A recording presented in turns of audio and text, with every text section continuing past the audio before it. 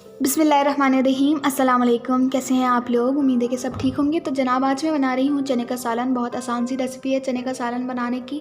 ये वो वाले चने नहीं हैं जो पूड़ियों के साथ खाए जाते हैं। अगर आपको उसकी रेसिपी चाहिए तो मैं नीचे डिस्क्रिप्शन में लिंक दे दूँगी, तो आप वहाँ से देख लीजिएगा। ये भी रेसिपी बहुत आसान है। ये डिनर और लंच में खाए जाते हैं चने। तो जल्दी से रेसिपी की तरफ चलते हैं। तो यहाँ पे जी जनाब, चने का सालन बनाने के लिए मैंने ली है 1 कप चने और इनको मैंने 3 घंटों के लिए भिगो के रख दिया था। अब मैंने इनका पानी निकाल लिया है। साथ में मैंने पानी बॉईल करने के लिए रख दिया है। इसमें मैं डालूंगी चने और चनों को मैं बॉईल कर लूँगी।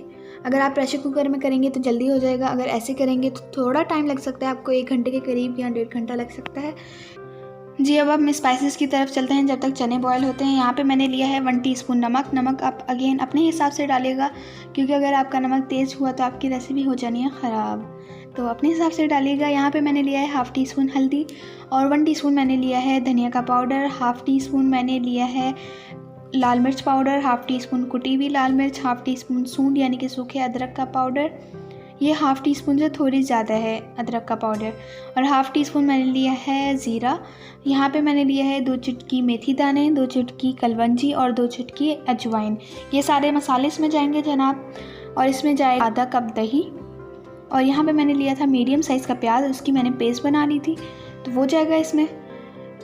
और साथ में इसमें जाएगा 1 टीस्पून चाट का मसाला। इससे बहुत अच्छा टेस्ट आता है। और 1/4 टीस्पून इसमें जाएगा गरम मसाला। तो जनाब यहाँ पे लेंगे सबसे पहले हम एक पैन, जो तकरीबन हर रेसिपी में आ जाता है, क्या करें ज़रूरत ही इसकी पड़ती है। तो इसमें मैंने डाला आधा कप ऑयल और यहाँ पे गया 1 टेबल स्पून कोटा हुआ लहसुन। तो आप इसको तब तक भूनेगा जब तक इसकी खुशबू बाहर आना ना शुरू हो जाए। जैसे ही इसकी खुशबू आने लगे आपको, तो हमने इसमें ऐड कर देने वो सारे मसाले जो हमने देखे थे। तो ये मसाले इसमें गए और हमने इनको अच्छी तरह भूनना है। वैसे तो जनाब इसमें इतना ऑयल है कि आपके मसाले नहीं जलेंगे। अगर आपको फिर भी लगे कि आपके मसाले जल रहे हैं तो आप 1-1 टेबल स्पून करके पानी डाल लीजिएगा और इसको भूनते जाइएगा। तकरीबन हमने 2 मिनट तक भूनना है, क्योंकि जितना अच्छा मसाला भुना हुआ होगा उतना अच्छा सालन में टेस्ट आएगा। तो जब ये मसाला भून जाए तो हम इसमें ऐड करेंगे वो जो हमने प्याज की पेस्ट बना ली थी ना, मीडियम साइज़ का प्याज लिया था उसकी पेस्ट बना ली थी, वो गई इसमें। और हम अब फिर से इसको अच्छी तरह भूनेंगे। इसका प्याज का जितना भी एक्स्ट्रा पानी होगा उसको ख़त्म कर देंगे और अच्छी तरह भूनेंगे हम इसे। जब तक मैं इसको भून रही हूँ तब तक आप जाइए जल्दी से मेरे चैनल को सब्सक्राइब करके आइए।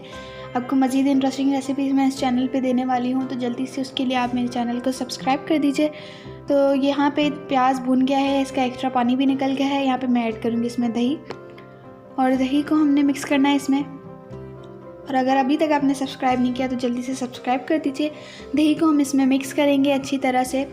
इसको मतलब जब तक स्मूथ पेस्ट नहीं बन जाती तब तक हम मिक्स करेंगे। और यहाँ पे देखिए चने हमारे गल चुके हैं। यहाँ पे देखिए कितने नरम हैं, कितने आसानी से टूट रहे हैं। ये देखें कितने नरम बॉयल हुए, इतना नरम हमने करना है। तो यहाँ पे अच्छी तरह से दही मिक्स हो गई है, थोड़ा सा बस टाइम लगेगा इसमें। तो यहाँ पे मिक्स हो गई अच्छी तरह से। यहाँ पे हम ऐड करेंगे इसमें चने। पानी हमने नहीं निकालना, चनों का जो हमने बॉईल करते हुए पानी उसका था वो नहीं निकालना हमने, क्योंकि उसमें भी एक टेस्ट होता है, तो वो हमने पानी नहीं निकाला। और यहाँ पे हम मिक्स करेंगे और ढक्कन लगा देंगे। हम तकरीबन 15 मिनट तक इसको छोड़ देंगे ताकि चने के अंदर मसालों का सारा टेस्ट आ जाए। तो जब 15 मिनट हो जाएंगे तो हमने ढक्कन हटा दिया। थोड़ी सी मैंने हरी मिर्चें डाल दी थी, वो मैंने आपको दिखाया नहीं। तो यहाँ पे चने का सालन हो गया है तैयार। बहुत अच्छा सालन बना है। इसका शोरबा भी गाढ़ा है। अगर आप और गाढ़ा करना चाहते हैं तो आप इसको थोड़ा और पका लीजिएगा, वरना ये काफ़ी गाढ़ा था। देखें ये थोड़ी देर बाद मैंने निकाला था प्लेट में, तो कितना गाढ़ा शोरबा है। तो ज़रूर ट्राई कीजिएगा इस रेसिपी को, बहुत आसान रेसिपी है। अगर जनाब रेसिपी पसंद आई है तो आपने करना क्या है, लाइक और कमेंट करना है, मेरे चैनल को सब्सक्राइब करना है। अगर आपको मज़ीद इंटरेस्टिंग रेसिपीज़ देखनी है तो आप जल्दी से मेरे चैनल को सब्सक्राइब कर दीजिए। तो जनाब अब मैं मिलती हूँ आप लोगों के साथ नेक्स्ट रेसिपी में। आपने इस रेसिपी को ज़रूर ट्राई करना है, बहुत मज़े की है। तो अब मिलते हैं नेक्स्ट रेसिपी में, तब तक मुझे दुआओं में याद रखिएगा। अल्लाह हाफ़िज़।